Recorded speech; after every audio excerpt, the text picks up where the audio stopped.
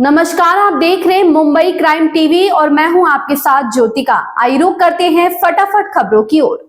महाराष्ट्र सरकार ने मालवण के राजकोट किले में छत्रपति शिवाजी महाराज की प्रतिमा फिर से लगाने की तैयारी शुरू कर दी है। सरकार ने 60 फुट ऊंची नई प्रतिमा बनाने का ठेका प्रसिद्ध मूर्तिकार राम सुतार की फर्म को दिया है। गौरतलब है कि कुछ माह पहले ही राजकोट किले में शिवाजी महाराज की 35 फुट ऊंची प्रतिमा ढह गई थी, जिसे लेकर महाराष्ट्र की राजनीति गर्मा गई थी।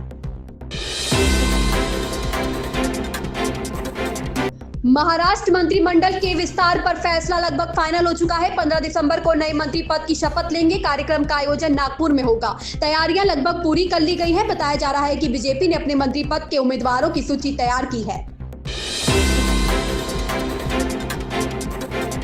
महाराष्ट्र के राजनीतिक इतिहास में हाल के विधानसभा चुनाव में कांग्रेस को मिली अब तक की सबसे बुरी हार से पार्टी के खानदानी नेता बौखलाए हुए हैं। वे चाहते हैं कि पार्टी की इतनी बुरी हार के लिए जिम्मेदारी तय होनी चाहिए। पीढ़ी दर पीढ़ी कांग्रेस से जुड़े इन खानदानी कांग्रेसियों का गुस्सा कांग्रेस के प्रदेश अध्यक्ष नाना पटोले के खिलाफ है।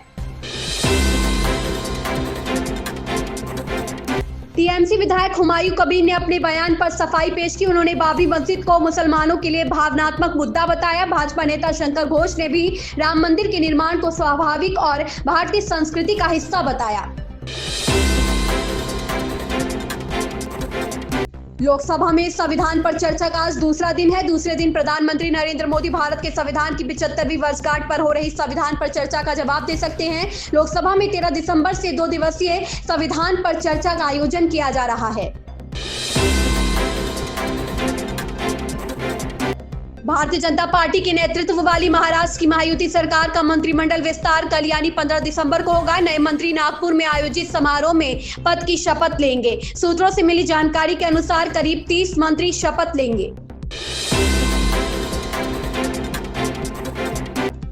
अतुल सुभाष की मौत का मामला सुप्रीम कोर्ट जा पहुंचा है। दाखिल जनहित याचिका में अतुल सुभाष मामले का जिक्र करते हुए कहा गया कि इस घटना ने वैवाहिक कलह, दहेज निषेध कानूनों के दुरुपयोग और पुरुषों के मानसिक स्वास्थ्य पर एक राष्ट्रव्यापी बहस छेड़ दी है।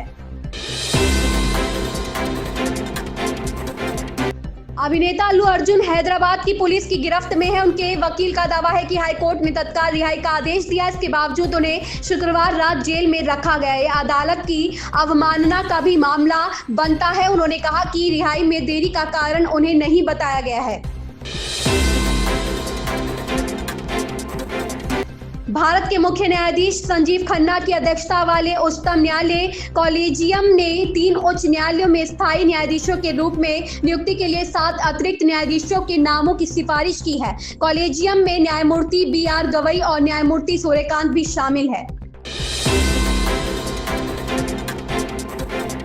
एक देश एक चुनाव को लेकर पूर्व राष्ट्रपति रामनाथ कोविंद ने अपनी बात रखी। कार्यक्रम में उन्होंने कहा कि एक देश एक चुनाव कराना भाजपा की नहीं बल्कि देश के संस्थापकों की सोच थी। उन्होंने कहा कि तत्कालीन राष्ट्रपति प्रणब मुखर्जी ने भी एक देश एक चुनाव का समर्थन किया था।